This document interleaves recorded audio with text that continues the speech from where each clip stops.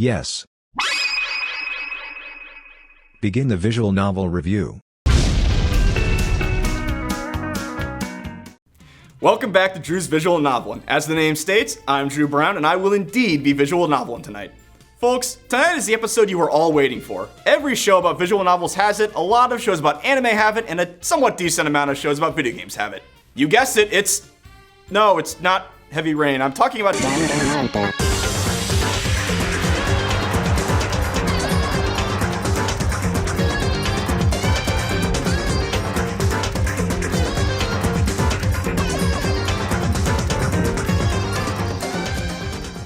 Danganronpa is one of the first things people think about when they think of visual novels. Sorry, Mr. Wright. And I am no exception. After I'd bought my PlayStation Vita for Persona 4 Gold, and like everyone else, I needed something to play on it after I'd beaten Persona. After doing a quick Google search for best Vita games, besides Final Fantasy for the Switch and Metal Gear for the NES, Danganronpa is right smack on the page. So little pre-visual novel fella me went out and got the game, thinking it would be a cool murder mystery and just that. Little did I know that I'd be diving into an as of now 4-game franchise, 2 plot essential anime with 1 other anime adaptation, a couple manga adaptations, and a super passionate fan base. I also didn't know that the plot was much more than a murder mystery, but it ended up being one of the most unique and interesting plots I've ever experienced. So let's begin our huge feast of content to cover with Danganronpa Trigger Happy Havoc. This is the beginning of it all. You play as Makoto Naegi, an average guy who ironically is chosen to attend Hope's Peak Academy, a school that only accepts people who exceed in a certain talent. They're called Ultimates. Makoto is confused, but goes to the ceremony anyway. Once he gets there, he passes out and wakes up to a completely sealed up Hope's Peak with a group of 14 other students. He and the others are then prompted by Monokuma, the little black and white bear fella on the cover, to play a killing game. Which in this case means in order to leave, you have to get away with murder by sneaking your way through the class trial. A sort of court case where the whole group decides who done it.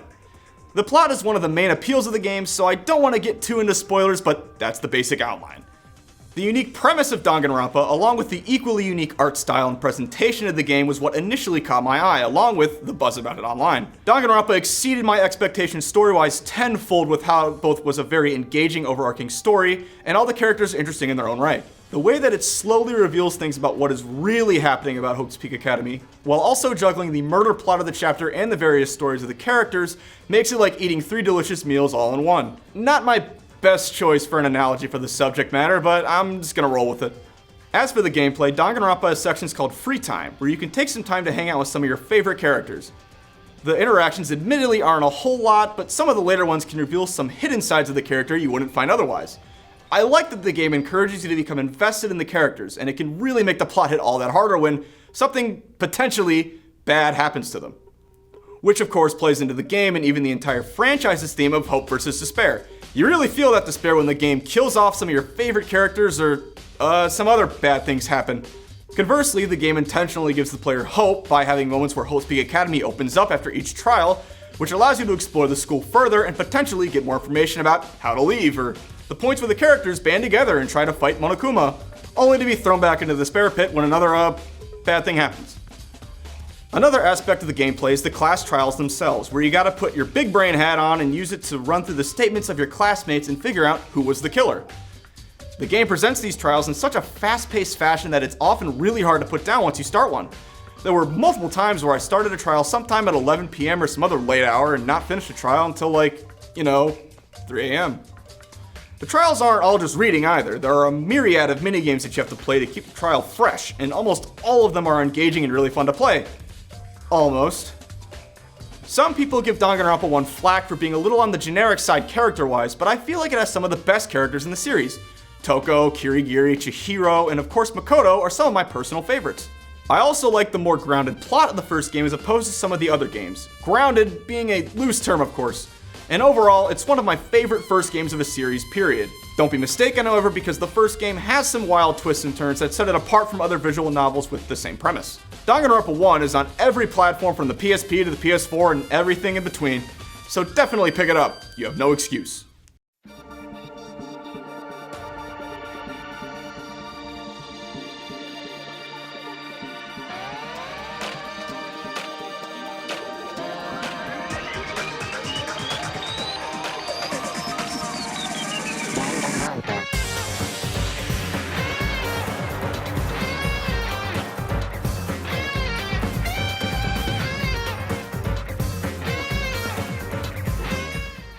Next in this series, we have Danganronpa 2, Goodbye Despair. This one takes place after the first game, of course, and revolves around Hajime Hinata, who is also just an ordinary dude who got invited to Hope's Peak Academy. In a similar premise to the first game, he and a group of other students are held captive and forced to play a killing game. However, this time they aren't trapped in a school, but an entire island with different areas and buildings to explore. Danganronpa 2 does what a great sequel should do because it adds so much to the baseline that the first game laid down. There's more to explore, the characters are more interesting, well, most of them, and the class trials are switched up. There's new minigames and revisions of older ones that really make me feel like they responded to some of the main criticisms that people had of the first game.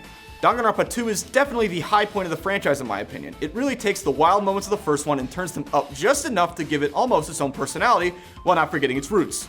Danganronpa 2 is available on pretty much all of the same platforms as the first game, so if you played that, you can play this one.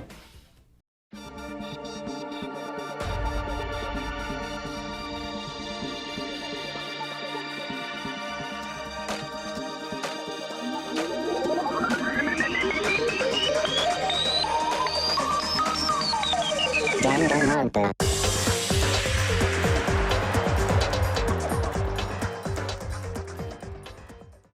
Danganronpa Ultra Despair Girls is the next game in the franchise. It isn't really a visual novel simply because the creators wanted to try to throw a different type of game into the mix, and this time it was a third-person shooter. It's almost a sort of spin-off of the franchise that doesn't follow the traditional Danganronpa formula. Ultra Despair Girls does suffer from some low points, but all in all, I think it is a solid entry to the franchise. I appreciate that it explores some themes that a lot of video games and other similar forms of media are afraid to explore, and definitely lives up to the name Ultra Despair. It isn't a visual novel, however, so I can't talk about it any longer or my loft apartment will collapse. So let's move on.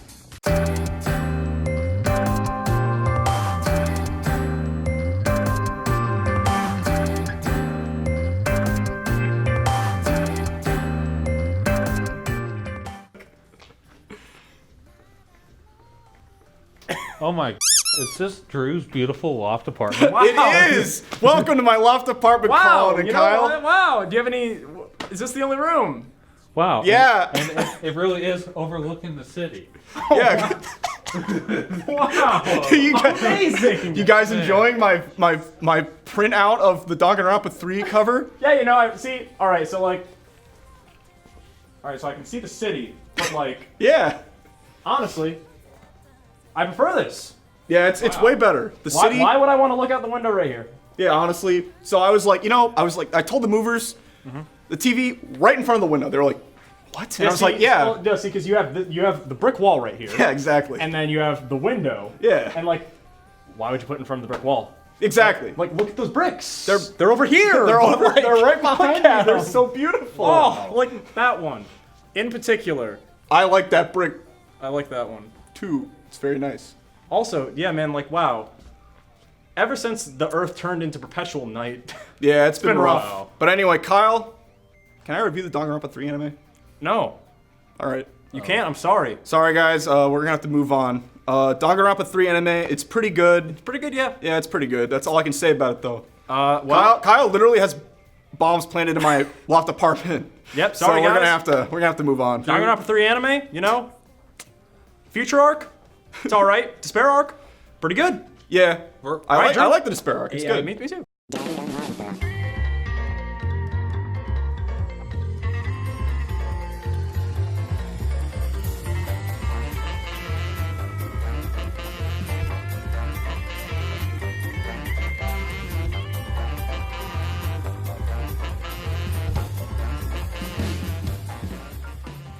Okay, so the final game in the Danganronpa series, as of right now, is Danganronpa V3: Killing Harmony.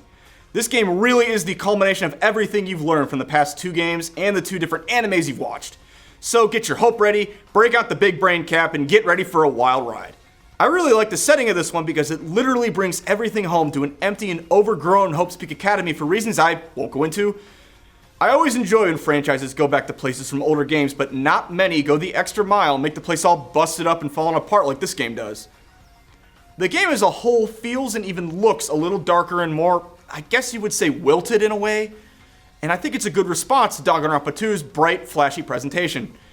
Of course, in proper Danganronpa fashion, the class trials and murders are still intricate and mind-blowing like the previous games, and the mini-games for the class trials feel fresh and are still engaging to play. Danganronpa V3 also has some very good characters as well. Some of the more complex and interesting characters, in my opinion, come from this entry. To connect the three, I think all of them are very good in their own right. They all have great things about them. Danganronpa 1's amazing baseline, 2's awesome cast of characters and plot, and 3's overall tone, setting, and unique ending. All the games share a great overarching plot, engaging in really amazingly written murder cases, and that unique presentation I mentioned earlier. The Danganronpa series has some of the coolest and most standout aspects to it that make it a must-play for anybody who wants to get into visual novels, or even someone who may have missed it in the past. Danganronpa was written and developed by our good friends at Spike Chunsoft. It's on a ton of different systems, but all of the games are on the PS Vita. If you've learned anything from Drew's visual novel, and it's that you should buy a PS Vita. But it's also available on all these systems, so if you have any one of these, definitely check out Danganronpa. It's kind of a big jump into a franchise, but it's one you won't regret or feel despair over. Well, that's about all the time I have for Drew's Visual Novelin. If you have any visual novels for me to review, tweet me at CTV Goofing Off with the hashtag Visual Novelin. Until next time.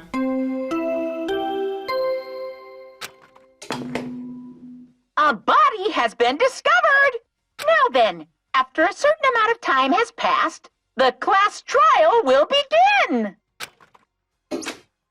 Well, I guess I got some work to do, so I'll see you guys after the class trial. I hope.